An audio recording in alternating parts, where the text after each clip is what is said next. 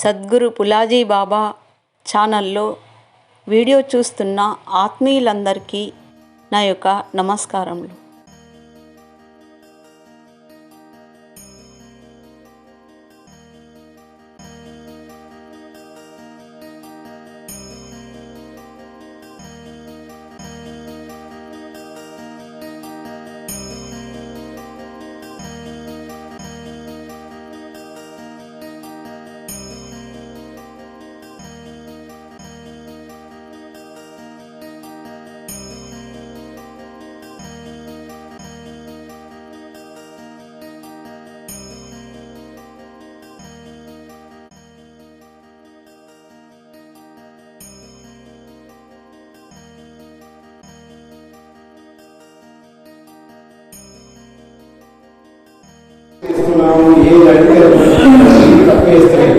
ఎందుకంటే నా పిల్లలు బాగుంటారా? అయితే మనం తండ్రి యొక్క వారసత్వాన్ని, తాతల యొక్క వారసత్వం ఆస్తిని ఎక్కడైతే తీసుకుంటున్నామో, మరి అదేవిధంగా మన సనాతన ధర్మం ఆధ్యాత్మిక పరంపర అనేటువంటిది కూడా మరి దాన్ని కూడా మనము ఒకరి కొరికి పుచ్చుకొని బాధ్యత తీసుకోవాల్సి వస్తుంది. ఇలా మన మధ్యకాలంలో విన్నాను ఏంటంటే, మన పిల్లల్ని చాలా సున్నితంగా తయారు చేసుకుంటున్నాం. మనము ఎట్లా సున్నితంగా తయారైపోయిందంటే, వాడికి ఎండ తెలుస్తలేదు, శ్రమ తెలుస్తలేదు, సమస్య తెలుస్తలేదు, ఏం జరగకుండా ఇలా చాలా మంది పిల్లలు విషయాలు శరీరాలు బాగా బలహీనంగా ఉన్నాయి. ఒక 1/2 కిలోమీటర్ కూడా సరిగ్గా నడవలేదు.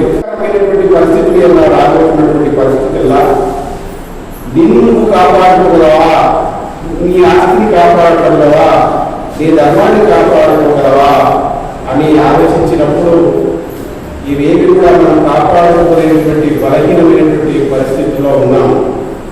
కారణం ఏంటంటే, మన ఆధ్యాత్మిక పరంపర ఏదైతే ఉన్నదో, సనాతన ధర్మం ఏదైతే ఉన్నదో దాన్ని మర్చిపోతున్నాం.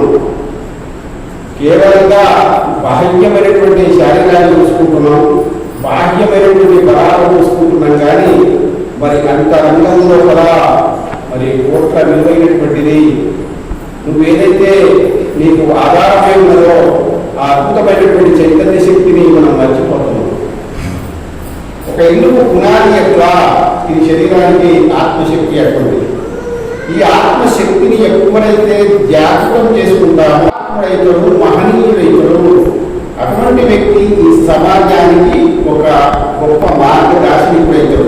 అందుకోసమే మరి బాబా గారిని మనం పెట్టుకున్నాం ఇక్కడ. మనందరం చెప్తారు వారికి ఏమి విద్య లేదు చెప్తున్నారు.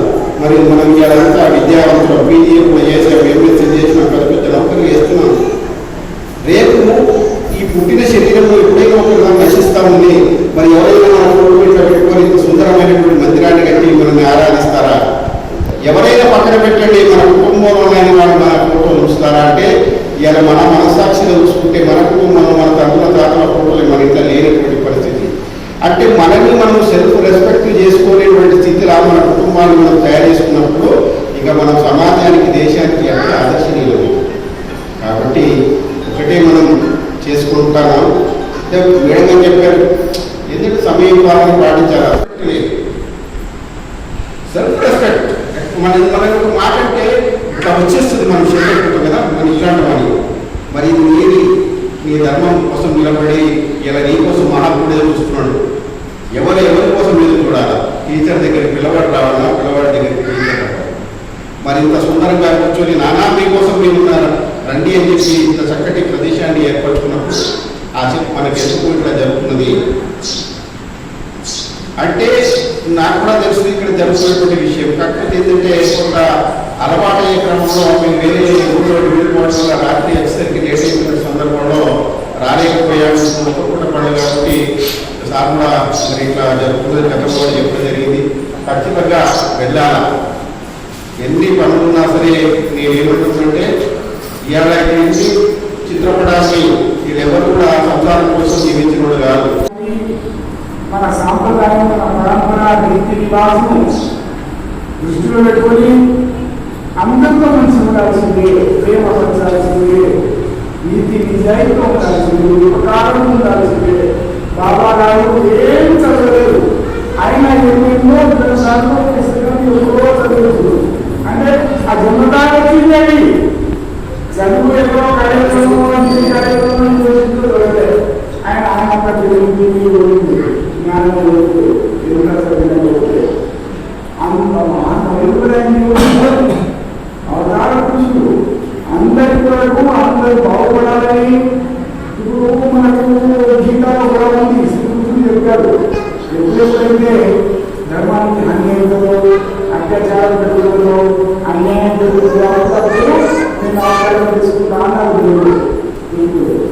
ఆ విధంగా ఏం తెలుసుకోలేదు, అసలు నిజమైన భక్తి ఏంటి, అసలు జ్ఞానం అంటే ఏంటి, ఏ విధంగా మనం దేవుడిని మనం ప్రార్థించవచ్చు, అందరి సేవ ఏ విధంగా చేయాలి, ఏది చేస్తే మనకు మంచిది, లోక కళ్యాణం ఏ విధంగా జరగాలి అనేది తెలియడానికి, అందరికీ జ్ఞానం ఇవ్వడానికి, అందరి యొక్క సంసార సుఖంలో రావాలని, అందరికీ బుద్ధిపై మంచి బుద్ధి రావాలని, జ్ఞానం పెరగాలని, మంచి ప్రవర్తనలో ఉండి జ్ఞానం సంపాదించుకుని పూర్వకాలంలో ఉండాలని బాబా గారి యొక్క అవగాహన. అందరి సమాధానం చేయడానికి జ్ఞానం యొక్క విలువ ఏంటి, జ్ఞానాన్ని ఏంటి, ఏ విధంగా చేయాలి, జ్ఞానంతో మనకి ఏమేమి లాభం అనేది చక్కగా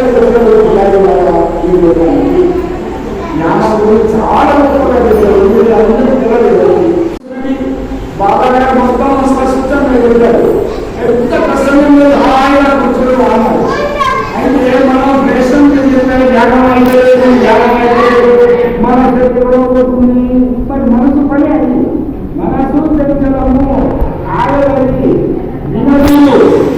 అది మనం చాలా పట్టుకోవాలంటే బాబా ఏం చెప్తారు, ఇప్పుడు బండ అవుతుంది, బండకు ఎన్నిసార్లు కొట్టుకుంటా కాదు బయట పథకాలు బావి రాయితోనే కట్టింది పథకాలు రాయితో ఊరికి బకెట్ పెట్టుకుంది పథకాలు తాడు ఉంటే ఆ తాడు బావి నింపాలంటే బకెట్ తీసుకుంది బాగా రాయి మండలంలో కూడా తాడు పథకాలు. ఇప్పుడు జాగ్రత్త గమనించి కానీ మీరే తీసుకుంటారు వచ్చిన ఉంటుంది దాని ఊరికే మళ్ళీ రాయికి కూడా రంగుగా కలుగుతుంది, గుర్తుగా వెళ్ళదు. ఆ రాయి అదే తాడుతో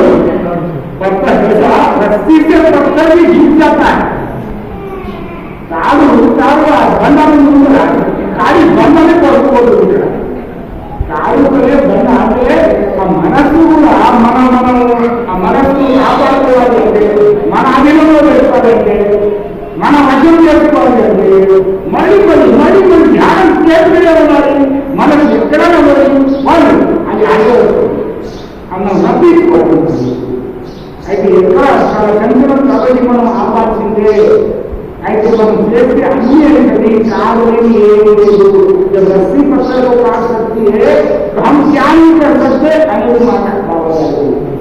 ఆ విధంగా జ్ఞానం చేస్తూ అందరికీ పలుకుతాడు మంచి మహాత్ముడు ఏదో రోజు ఒక మహాత్ముడి కొద్దిగా సాయిబాబాది కానీ పులాది బాబాది కానీ వివేకానందుడి కానీ ఏదో ఒకటి మనం బుక్స్ చదివితే వాళ్ళకి మనం చెప్పగలం. పిల్లలకు చెప్తే ఏమైందంటే వాళ్ళ మైండ్ ఫీడ్ అయిపోతాయి వాళ్ళ గురించి, గొప్ప నాయకుల గురించి, మహాత్ముల గురించి. ఇప్పుడు ఎవరంటే శివాజీ తల్లి శివాజీకి చిన్నప్పుడు ఫోటో పెట్టుకొని జియాబాయి కథలు చెప్తుంది మహాత్ములు ఏమిరా అని. అందుకనైనా చిన్నప్పటి నుండే నా మైండ్లో ఫీడ్ అయిపోయింది.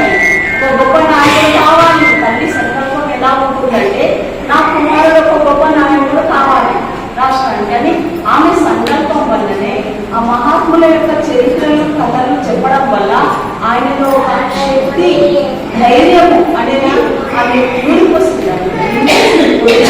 రోజు చెప్తూ ఆ కథల ద్వారా శివాజీ భక్తులకు కనిపించకుండా పోదామని వాటిని ఆపేస్తారు.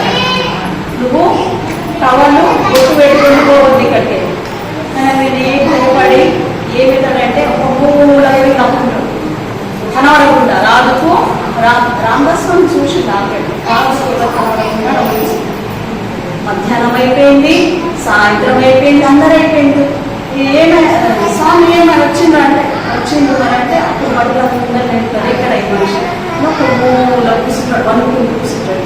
రాజు ఏం శిక్ష చేస్తాడు అంటే ఆయన పట్టుకొని వస్తే అప్పుడు ఈ రోజు అప్పుడు రామదాస్ మనిషి కానీ రాజా నీకు మాట ఇచ్చినావు కదా, నువ్వు శిక్షించాలి లేదు, నువ్వు ఆయన ఏమనద్దు, శిక్షించద్దు కూడా. అందుకని నువ్వేమంటే ఆ ప్రసంగంతో పెట్టి నేనేమనడు, భయపడదు, నా తప్పైందని నేను అడగక తీసుకోవడం అది నా తప్పు. తీసుకొని తింటా ఉంటే తోటమాలి వస్తుంది, తోటమాలి వచ్చి నువ్వు చెరుకు ఇచ్చుకొని ఇంకా ఇద్దరే తింటున్నావా అనుకొని ఆయన చెరుకు ఆయన గురుపని తెలియదు, ఎవరో దొంగతనం చేసిండు, తీసుకున్నాడు, ఆయన మళ్ళీ కొట్టడమే కదా, నువ్వు చేసినావు నేను కొట్టినా. తర్వాత రాజ్యాంగ చేస్తాడు రామదాస్ స్వామి. స్నానం చేసినప్పుడు శివాజీ మహారాజు చూస్తాడు రామదాస్, నీకెవరు ఇక్కడ ఇంత కొట్టి దెబ్బట్టే నాకు ఎవ్వరు కొట్టలే, నాకు ఒక చెట్టు వీరుగా పోయింది అని అన్నాడు. అబద్ధం చెప్తాడు, లేదు నా చెట్టు వీరుగా పోయినట్టు లేదు గురుదేవా, నీకెవరు కొట్టిండు మంచిగా ఇక్కడ పడింది ఇట్లా పాత కొట్టి, ఎవరు కొట్టిండు బాగా అడిగితే నా రాజ్యంలో నిన్ను కొట్టేటంత ధైర్యం ఎవరికి నా గురువుని అని అంటే బాగా అంటే ఏం లేదు రాదు చెప్తాను. అందరికీ అన్నదానం చేయు, అప్పుడు నేను చెప్తాను. అన్నదానం చేసి వాళ్ళకి బొట్టు పెట్టి ఒక టవాలు ప్రతి ఒక్కరికి ఇచ్చి పంపియు అని చెప్తాడు. సరే అని చాటింపు వేస్తారు, అన్నదానం ఉంది మందిర్లో అని.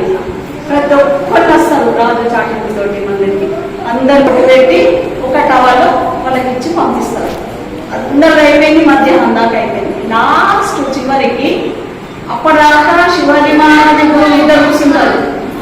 ఏమైనా గురుదేవి వచ్చిందా, నేను ఇలా ఇంకా రాలేదు చెప్తాను. మధ్యాహ్నం ఒక మనిషి వస్తారు, మధ్యాహ్నం వస్తే శివాజీ పక్క ఒక గురువు రామదాస్ స్వామి కొట్టింది కదా, ఆయన దృష్టికి ఆయన పై ప్రాణాల పైన పోతుంది.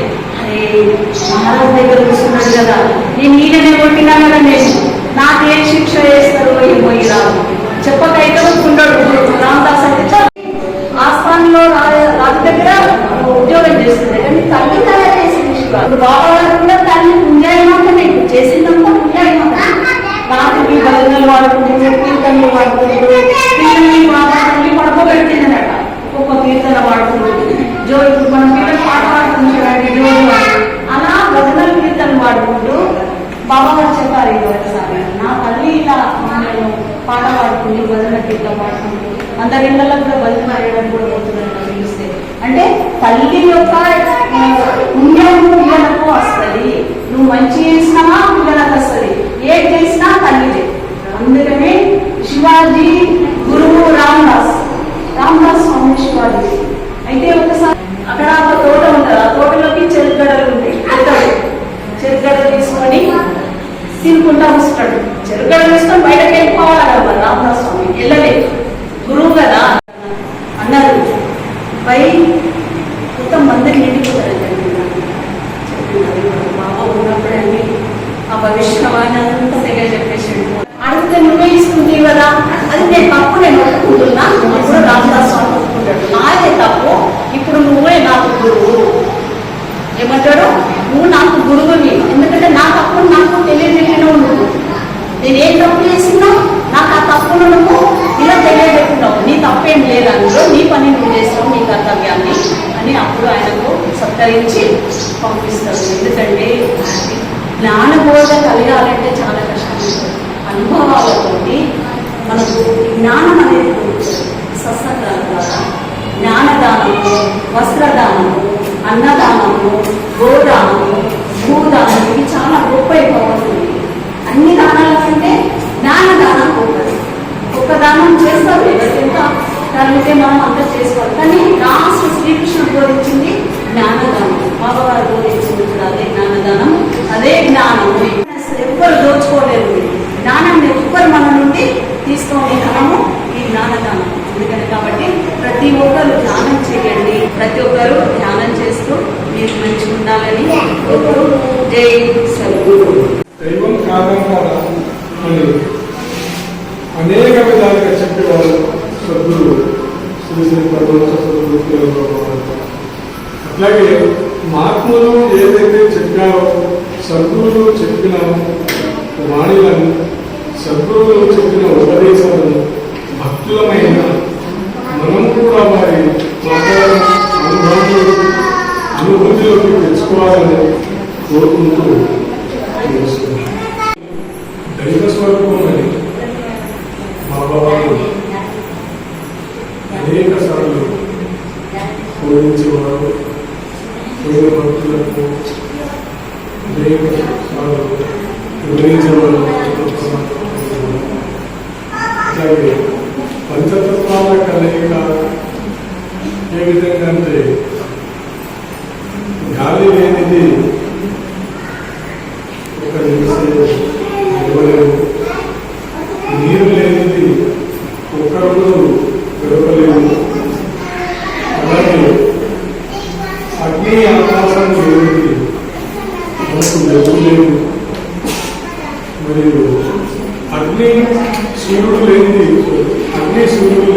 మనకు వెలుగులేదు, ఆకాశం లేనిది మనకు బ్రతుకే లేదు, మరియు మనకు ఆధారం లేదు అని అనేవారు బాబా. అయితే వీటిని కాక దేనికి దైవమని పిలవాలి అని చెప్పేవారు.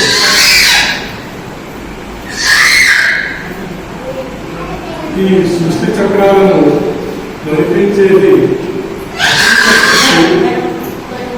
అదే కనిపించని రహస్యశక్తి. అందుకే మనుషులు దానిని నిరాకార శక్తి అని చెప్పేవాడు. కనిపించని అతీత శక్తి